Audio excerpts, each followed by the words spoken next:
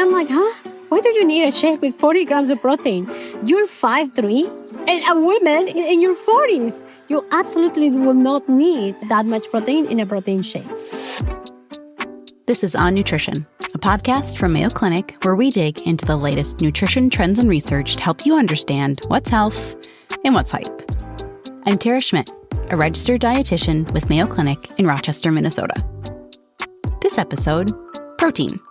But first, we have a listener question about our episode on GLP-1s called Beyond Ozempic.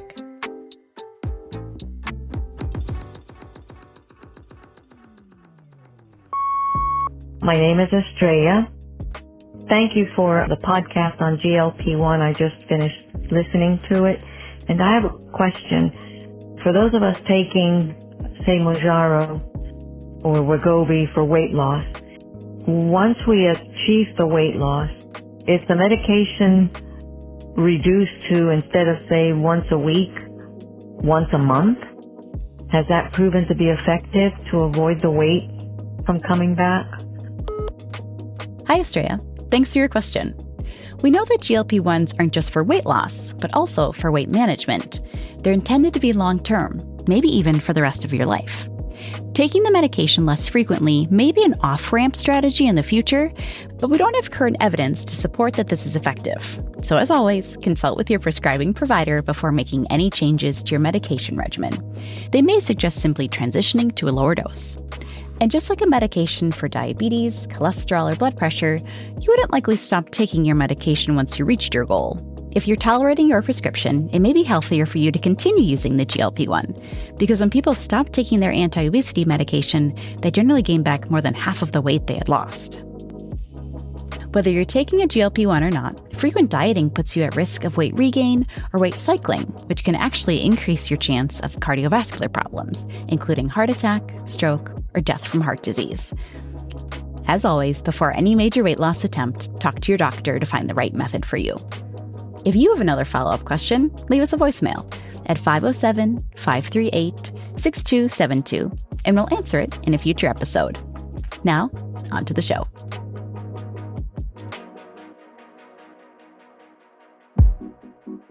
Out of the major macronutrients, carbohydrates, fats, and proteins, we hear about protein a lot. Because in the last decade or so, the market has exploded with new ways to pack protein into our foods.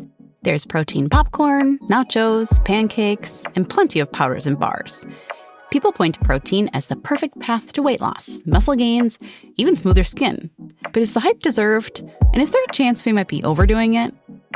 Here to pull apart the protein propaganda is Dr. Su-Nui Escobar, a doctor in clinical nutrition, a registered dietitian nutritionist, and the former spokesperson for the Academy of Nutrition and Dietetics. Su-Nui counsels patients around weight loss medication, menopause, and of course, the pervasive protein.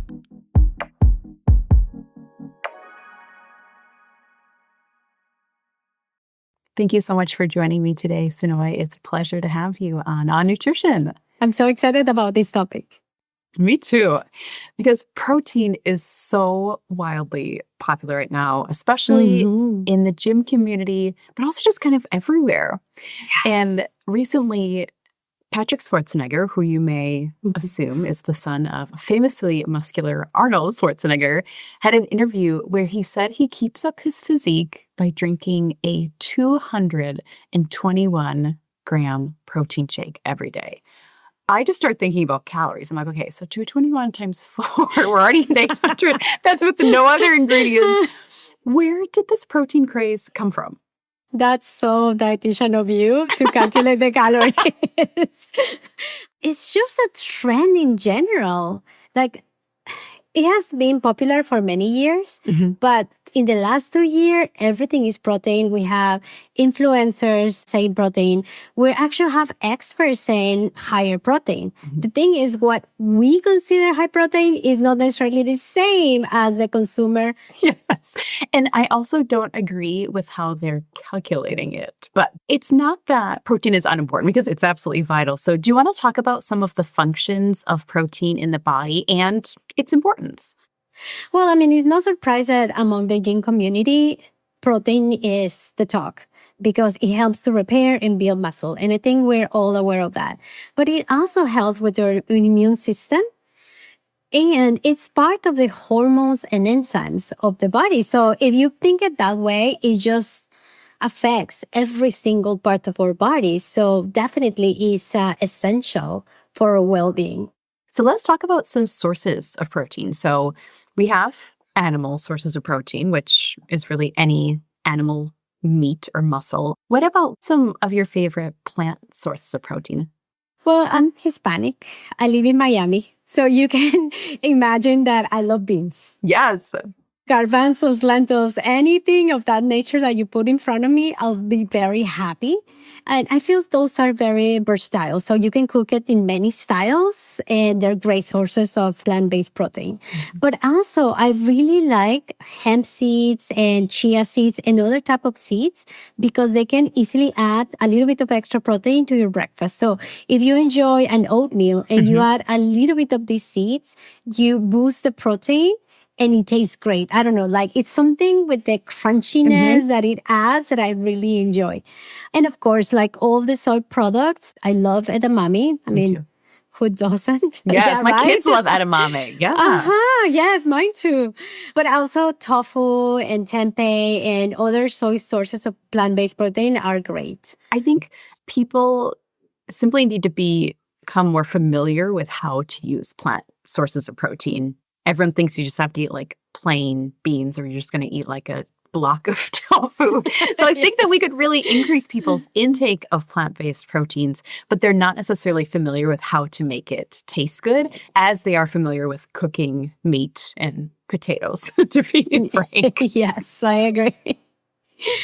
There's so many ways. Like, for example, like we can make chili, and I think chili is pretty universal, but sometimes it can be just done completely with just plant-based proteins. Bean soups is really good.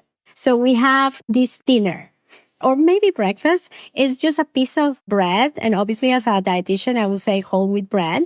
And then you make your own refried beans with that much fat. And then you put a little bit of layer of that. And then you put like jalapenos or anything that you like. It's really super easy. It's one of those foods that I know my mom did it when she was lazy and she didn't want to cook. I'm not going to call her lazy. Now that I'm a mom, I know We're utilizing our resource.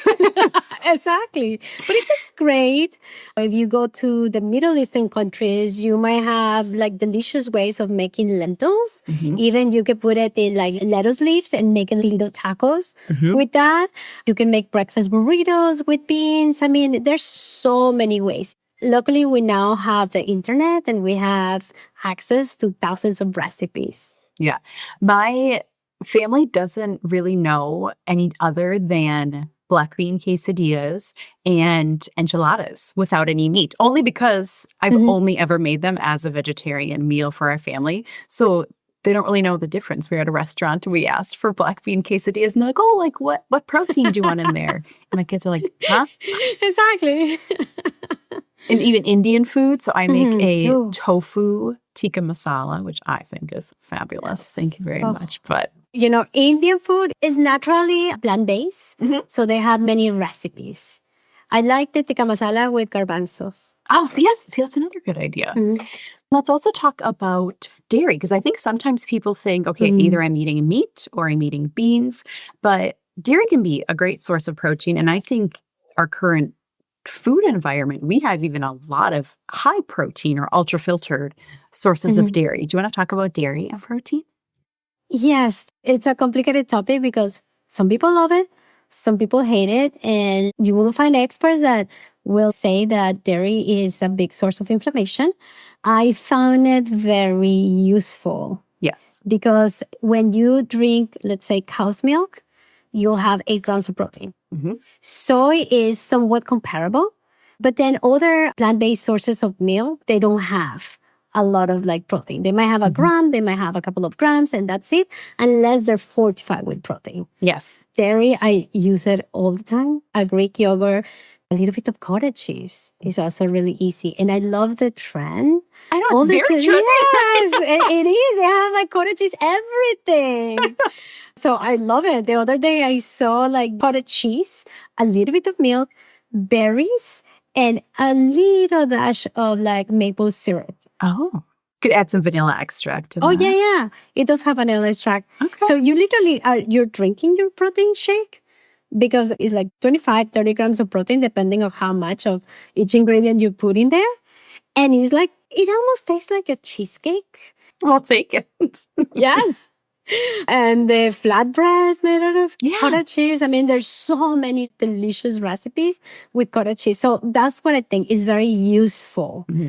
And sometimes with the plant-based products, you don't get the same amount of protein. Yeah, I agree. Soy is a very close equivalent. But I think there was a little misunderstanding previously. It's better now that like almond milk had protein or oat milk is going to be the equivalent. And if you choose to drink those beverages, that's fine, especially if you like them. And yes, they're lower in calories, but they're also lower in calories because they don't have the calories coming from protein, right?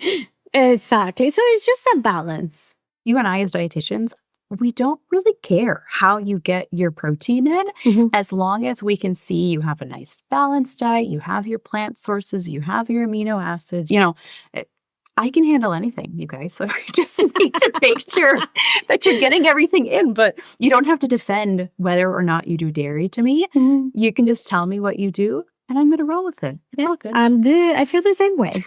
We're very nice dietitians. Yes. We're not as scary as you think we are. And when we talk about vegetarianism or plant-forward eating, I think sometimes the question becomes, okay, how do I get a complete protein? So can you explain to us kind of the difference between a complete versus an incomplete protein or what we're referencing when we say that term? Well, you mentioned before amino acids, which are the building blocks of proteins that our body can make, and there's some that we need from diets. When you eat a piece of chicken, an egg, you naturally get all of those amino acids in once. Also, like soy products will have those amino acids. But if you're eating something like beans, you have to pair it up with no other food to have all the amino acids in one meal. But it comes very natural and very simple. For example, rice and beans, which very often go together, they make a complete protein. A piece of bread, whole wheat, obviously, with peanut butter or almond butter will make a complete protein. So it's just sometimes even the natural ways of eating these foods will make it a complete protein. What really is enough protein? Because there are multiple ways, even for dietitians, that we can calculate someone's protein needs. So let's talk about a few of them. I think that's very confusing because like in the healthcare field, we use kilograms, but the average person in this country is going to use pounds. So it makes it a little bit more complicated. But what is enough protein? So according to the recommended dietary allowances, RDAs, having 0.8 grams of protein per kilogram of body weight, that should cover your basic needs. That doesn't necessarily mean that's all the protein that you want to eat, but at that level, you don't have any deficiencies. I tend to do more like 1.2, 1.4 because I like the high protein. And for me, that's the high protein. And then I multiply it for the kilograms of body weight. Now, different people will need different amounts of protein depending on what's going on with them. We know that number can be skewed when someone has a higher body weight, right? We don't necessarily want to feed excess fat tissue, right? So when someone has a higher body weight, do I want to just use their actual weight when I'm using that calculation? Or do I want to use their ideal body weight, which we don't normally use outside of these types of equations? So it's complicated. It's not a straightforward answer, but for people living with obesity, then using adjusted body weight sometimes work. Sometimes we'll use the ideal body weight with higher protein intake. And we play around based on our professional experience. Yes. And also now there's conversations about using the fat-free mass to calculate the protein needs. If you know that number, right? Yes, which is like hard to get. Yes. Yeah. And from a mathematical standpoint, to calculate your body weight in kilos, you take your weight in pounds and divide by 2.2. So that gives you a weight in kilos. And that's even sometimes where I start. So I'll say divide your weight in pounds by 2.2. And if that was the amount of protein you consumed, it would be 1 gram of protein per kilogram of body weight. And again, sometimes you go to 1.2 or 1.4. Some guidelines for elderly or older adults go up to 1.5, or if we're talking about people on GLP-1s. But again, we really always individualize it, and I can't always give a perfect answer for a million people at once. Sorry, that's not how nutrition works. Everyone. Yeah, I know. But even, I want to put this out there because, yes, these people that you mentioned need more protein, but not 5 grams per kilogram. Like the top that I use is 2. And even that's for someone that is really sick and really needs tons of more protein. So don't go overboard. For most people, it will not reach 200. Most Americans are getting adequate protein, maybe not from the best sources. I'd like it to be known that we don't see a lot of protein deficiency in America like we might in developing countries. But what would be a sign of protein deficiency in a patient? The hair that is breaking, and we see these very often in people taking GLP-1s. Also, fatigue. And we have to remember, when you eat protein, you don't eat just protein. You eat other nutrients in that food. So along with the protein, there could be other deficiencies, such an iron deficiency, that will make people really tired. You could also see fluid retention. So you press the skin and it doesn't bounce back quickly, but rather stays there. That could be a sign of you retaining fluid. Do you want to talk about what stages of life we need the most protein in? Well, there's a few different stages. For kids, they need more protein per kilogram of body weight because they're making that muscle. They're building a whole person there, right?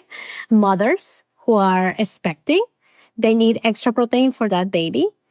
Older adults, and the issue with older adults is that they don't really like protein.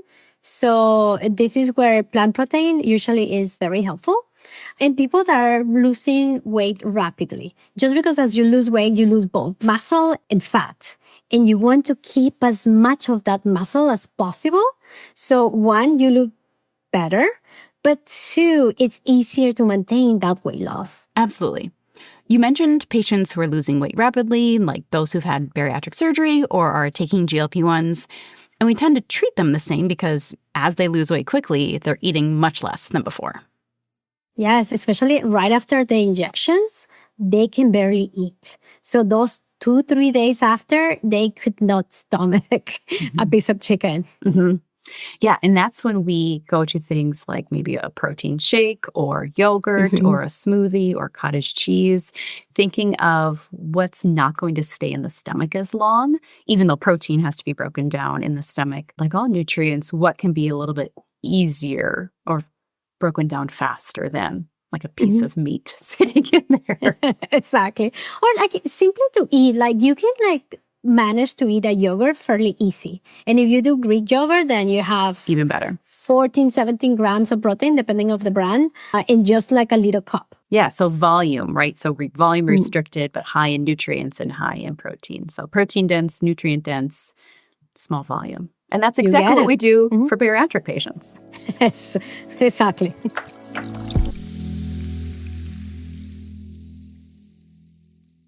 What's the difference between DIY and doing it yourself? It's the difference between a part-time passion and a full-time business. Wix gives you the power to turn your passion into a moneymaker. With a website that fits your unique vision, let your ideas flow with AI that guides you, but keeps you in the driver's seat. Manage your business from one dashboard and keep it growing with built-in marketing features. It's time to turn your daydream into your dream job. Go to Wix.com. When you run a business, there are a lot of boxes to check. Let's see. Payroll? Check. Inventory? Check. Insurance? Well, good thing Simply Business makes getting small business insurance fast and easy. Just answer a few questions, review your quotes, and get covered in under 10 minutes, all online. It's that simple. Check insurance off your list at simplybusiness.com. Protein is an essential macronutrient made up of amino acids that help repair and build muscle, strengthen our immune system, and keep the body running. So it's no wonder some people are obsessed with getting quote-unquote enough. Obviously, some sources of protein are animal products like fish or chicken. But we tend to sleep on more plant-based sources like beans, hemp, chia seeds, edamame, tofu, tempeh, and more.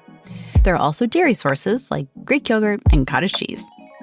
And incorporating protein doesn't have to be boring either. There are plenty of fun and delicious recipes from cultures all around the world. Now, that's not to say you need to eat more protein. Most Americans are already getting almost double the recommended amount. To calculate the general amount of protein your body actually needs, multiply your body weight in kilos by 0.8 grams.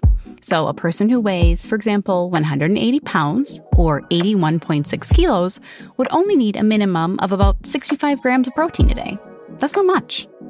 Protein deficiency is rare in the US, but there are some populations who just need more, like kids, pregnant people, older adults, and those who are on a GLP-1 or have had bariatric surgery. Now let's talk about how the body utilizes protein and when's the best time to have some. So there's a few numbers out there about protein utilization, right? And is this 200-gram protein shake worth it or not? So do we use all of the protein we consume? Not really. First, when we eat protein, that takes a little bit more work for our bodies to break it down. So it might take up to 30% just to process, digest, and utilize that protein. So you are already losing part of that. And honestly, if you eat too much, it's going to happen the same as any other nutrient. Either you get rid of it, or you reuse it in another way, or you store it as fat. A calorie is a calorie, no matter which macronutrient it came from. But even if you have too much protein, which is too many calories for your caloric needs, you're going to store it just like you would any other macronutrient. So sometimes I think people think protein is kind of this unlimited, like I get to have whatever I want and it will just directly go to my biceps, which is not true, unfortunately. It's really hard to find that balance. Let's talk about collagen, which is a type of protein. I know many of us, myself included, might have a 17-step skincare routine that includes collagen, but collagen is also really important for people that are healing from surgery or people that are going into surgery. How does protein play a role in healing? Protein is essential for healing. I mean, there's a reason why someone that has wounds, for any reason, it could be because of surgery, it could be because of pressure, because they have been laying in bed for a long time, and they need protein and they need calories as well to heal. I sometimes work with transplant patients. We give them a lot of protein because that's a huge surgery. Yes. And for that to heal, they will need protein. Exactly. When people are intentionally losing weight with a medical intervention like surgery or medication, do you have them on a higher protein diet? I personally like it. If they're doing it with any anti-obesity medications, protein can help them feel more satisfied, more full. You eat a source of protein with veggies and, a little bit of carbohydrate, like a well-balanced diet. But if you have the protein in there, you're full for longer. So it's much easier to manage your total caloric intake throughout the day. And if they're using GLP-1s, then, you want that protein to minimize that muscle loss. Absolutely. And when we talk about the ways that we burn food, so we have your metabolism, which is even burning at rest. We have the calories that you burn from movement and from exercise. But we also have what we call the thermogenic effect of food. So the calories your body burns just by breaking food down. Does protein have a thermogenic effect better than other macronutrients? Yes, absolutely. And by a lot. So we're going to burn more calories eating or digesting protein. Yes, exactly. But not enough to burn what you've eaten. Right? We're not negating calories here. I mean, just a little part, People used to call celery like a calorie burning food. And I'm like, I think you'd have to eat a lot of celery to do that. Yes. Let's talk about satiety in protein, because I think we tend to have a lot of, especially carbohydrate-centered snacks or treats or even sometimes meals, and then we're hungry however many minutes later. So let's talk about how protein affects our appetite and cravings. It works in many levels. Usually when you eat protein, taking more time to eat gives your body enough time to tell your brain, hey, I'm full. This is enough. You can stop now. But if you eat a piece of cake or some carbohydrates, you don't have to chew. You just Slides eat it right and it goes, yeah. So when do you have time for your body to tell your Exactly. brain that's enough? And then it just takes longer to digest. It takes longer to process this protein. So if you feel more satisfied for longer, for a few hours after you eat. Let's talk about timing of protein. I think that there's some question out there of, okay, should it be spread evenly throughout the day? Should I have it earlier in the day? Most, I think, people in the American population have this big chunk of protein with dinner. Yes. Is there a best time to consume protein?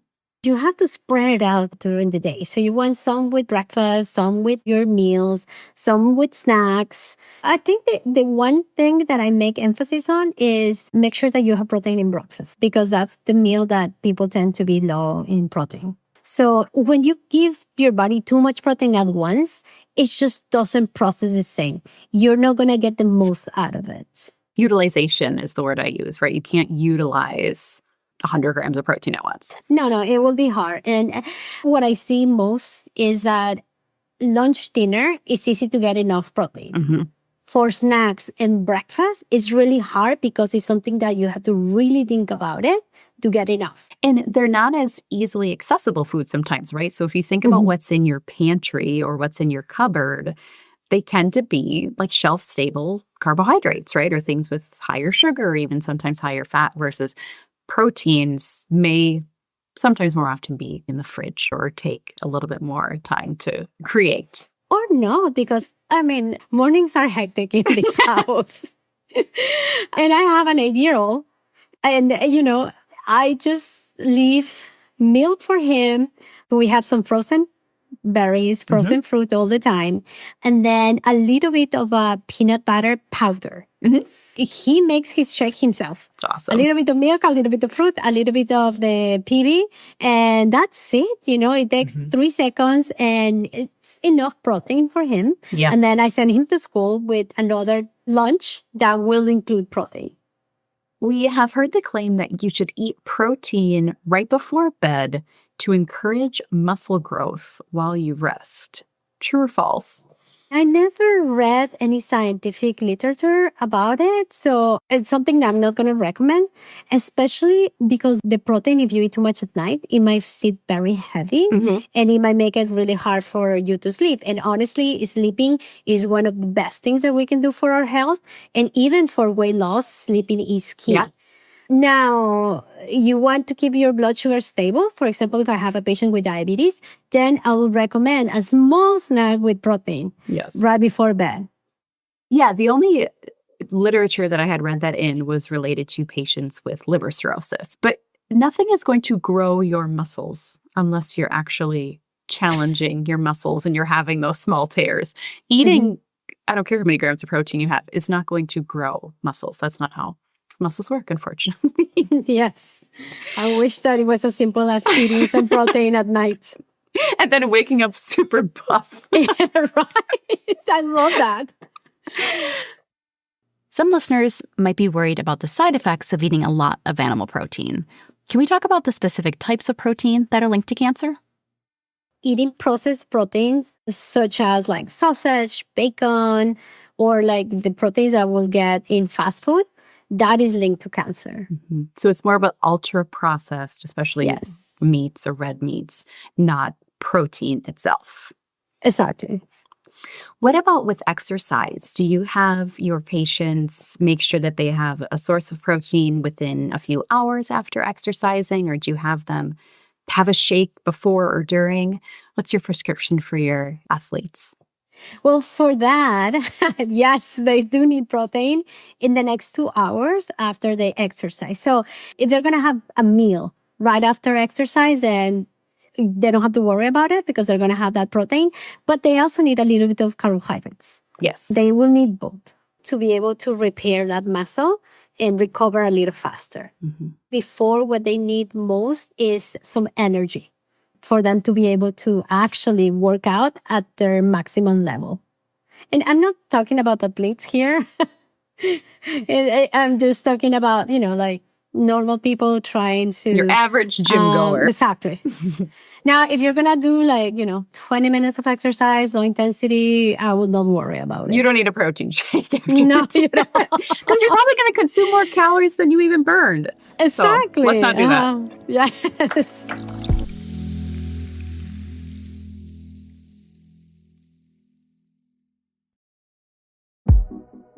First things first, our bodies don't use all the protein we consume. Yes, your body may burn some calories digesting protein, but any excess either gets used or stored as fat. The good news is protein does help satiate hunger, so a little bit goes a long way to help you stay fuller longer. When it comes to the best time to eat protein, spread it throughout the day in your meals and snacks. And make sure to have some protein within 2 hours of a high-intensity workout to help with muscle repair and recovery. Collagen is a type of protein, which is essential for healing. So your doctor might recommend you eat more than usual when you're recovering from surgery. And unless you're eating a ton of ultra-processed meats, you probably don't need to worry about developing cancer solely because you prioritize protein. Now let's get into whether certain protein products deserve the hype and sustainable ways to source your protein. All right.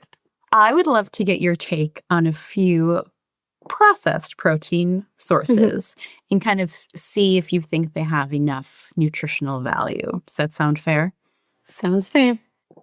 Protein bars. They have a place. They're obviously processed, so you'd rather have real foods than processed foods, but honestly, they're very convenient. Yeah. You can bring it with you anywhere, and especially my patients that need small, frequent meals, such as people in GLP-1s, then, they can carry it with them and eat it. Someone that has cancer and cannot eat huge amounts of food and they're mobile because they're not confined to a hospital bed, then, they could be helpful. But we need to look into how much sugar they have, how much protein they have, what other nutrients they have, what is the source of sugar. Because some of these protein bars that you think they're healthy, they're not. They might have 25 grams of sugar, or they have sugar alcohols that when you eat it, they upset your stomach. Yes. Or the added fiber that some of these bars can have can wreak havoc sometimes. We're also seeing things like protein fortified pasta and oatmeal, bread, coffee. What are your thoughts? Everything is fortified nowadays in protein. I mean, I like it in a sense, but then I don't like it at the same time. Because, again, we don't need that much protein. For many people, anywhere between, I would say, 60 grams, the minimum, and 100 and something, the maximum amount of grams, that will be enough. So we don't have to fortify everything. But let's say you really like to have your oatmeal in the morning. Having a fortified oatmeal with protein will give you the protein that you need, and you're still eating your nice oatmeal that you enjoy. It's more of that. What else are you eating to see if you really need it or not? A kid that does not like any protein, and I don't know if your kids went through that phase where they did not want to eat any protein. Yes. Then you do the fortified pasta. Yes. And, you at least give them something. Yes. So, or if they're vegetarian or vegan, right? So my question would be, do you need these products to reach your protein goal? Or are you having pasta with 6 meatballs? You probably don't need fortified pasta. Absolutely. Do you have a favorite type of powder that people use? So we have whey, we have pea protein, chia, hemp. They all have different price points, by the way. I look at added sugar, as I'm sure you do. Do you have a preference for powders? I think if you open my pantry, I'm going to have both plant-based and animal-based. I do too, actually. Personally, no. And then I just see what my patients prefer. The one thing that I ask is for them to look at the added sugar and then the ingredients, the sources of these protein powders, because some of them are lower quality and some of them are higher quality. So I will look more into the quality and the ingredients. Yeah. I feel like there's also a million different kinds of eggs now, right? They're all different colors. Some of them are fortified. So do you have a preference with cage-free, omega-3 fortified, brown, white? speckled. If we can afford eggs, what are your thoughts on eggs? That's where my head went with the egg prices that nowadays. So no, I mean, I do tend to prefer organic foods because that's who I am. But then again, we're going to have to see the big picture. We're in a time where, food is becoming really expensive. So I'd rather have you at peace with your finances than making you eat that organic egg or that omega 45 egg if that's within your price range. Sometimes plant products will include on the label how much less energy, water, or land it took to create this versus an animal. So it will say, if this was a real burger, it would have used 7,000 gallons of water. So if someone is concerned about the sustainability of their food, what tips do you have for how they should source their protein? Maybe look for somebody that is local. Yeah. So the food doesn't have to travel that long. And then obviously, like plant-based will favor a little bit the environment. Maybe, go to the farmer's market and find ways to sustain the planet. Also, be mindful of how much food you eat so you don't have a lot of food waste. Mm-hmm. Utilize the food like to completion. And that way you can help the environment and at the same time, eat healthy. And supportive of people in your community. I love that. Yes. Out of the 3 macronutrients, we've definitely gone through a phase where fats had a lot of negative attention. Carbs, I think, always are going to have a lot of negative attention. Protein hasn't really had its negative attention culturally. Do you think it's time we make more of a fuss about overindulging in protein? Do you think people are doing too much? People were doing too much 5-10 years ago. But now I have patients that will come and say, I found these protein shakes that have 40 grams of protein. And I'm like, huh? Why do you need a shake with 40 grams of protein? You're 5'3", and a woman in your 40s. You absolutely will not need that much protein in a protein shake. So we have to be more mindful of how much protein we really need, because most people, just by being mindful and intentional of protein intake, will get enough without the need of going to extremes. I always like to bring up the 2020-2025 US dietary guidelines, and it shows these really nice graphics where it says, okay, we're getting plenty of protein. We're even getting more than recommended, but we're not getting the right kind. So for males 31 to 50, I think it is, we're getting too much red meat for sure, but not enough fish, not enough beans, not enough legumes. So we don't always have to talk about protein, but can we vary your sources? And when we vary your sources, we vary your nutrients, right? Like it's a win-win situation in my book, but everyone just keeps talking about the macronutrient and not the different sources of it. And we could all use a few more plants, everyone. We know that. I mean, the quality of the proteins is key. And as you mentioned, you're having beans, you're having folic acid, you have fiber, you have so many other nutrients beyond the protein itself. And also it's the variety of the food. You make a nice meal that includes different foods. It's tasty. You don't get bored. If you have your chicken salad day in and day out, you will hate chicken salad in 2 weeks. Well, when we talk about kids too, right? Exposing kids to different foods. The only reason my kids like black bean quesadillas is because that's all that they were exposed to. And they get to put the salsa and the toppings on it, and they get to choose if they want it all separate and not touching or mixed in a big bowl. But we need to become comfortable with these foods in order to increase our intake of them, of course. Absolutely. Su-Nui, thank you so much for your time today. You are a wealth of information. I certainly think we speak the same language, so I feel so lucky to have gotten to spend time with you. Thank you so much. Yes, absolutely in the same page.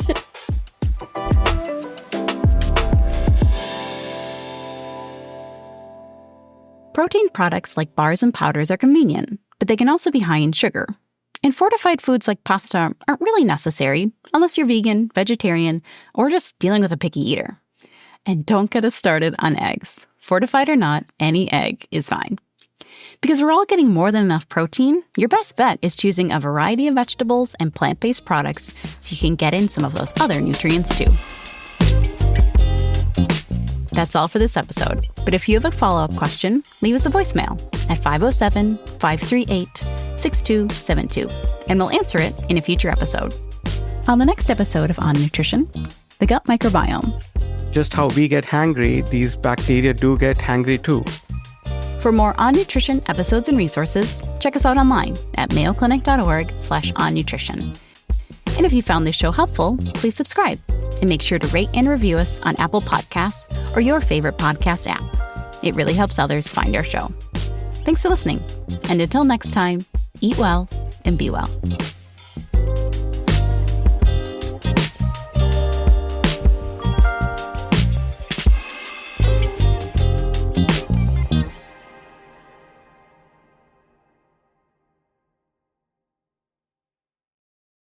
When your company earns unlimited 2% cash back on all purchases with Capital One, that's serious business. So Stephen at SandCloud got a serious business card, the Spark Cash Plus card from Capital One. We used our 2% cash back to help build our retail presence. Savvy, Stephen. And we get big purchasing power, so our business can spend more and earn more. The Spark Cash Plus card from Capital One. What's in your wallet? Terms and conditions apply. Find out more at CapitalOne.com/SparkCashPlus. This podcast is for informational purposes only and should not be relied upon as medical or legal advice. Always consult with a qualified healthcare provider for any medical questions. The appearance of any guest does not imply an endorsement of them, their employer, or any entity they represent. The views and opinions are those of the speakers and do not necessarily reflect the views of Mayo Clinic. Reference to any product, service, or entity does not constitute an endorsement of or recommendation by Mayo Clinic.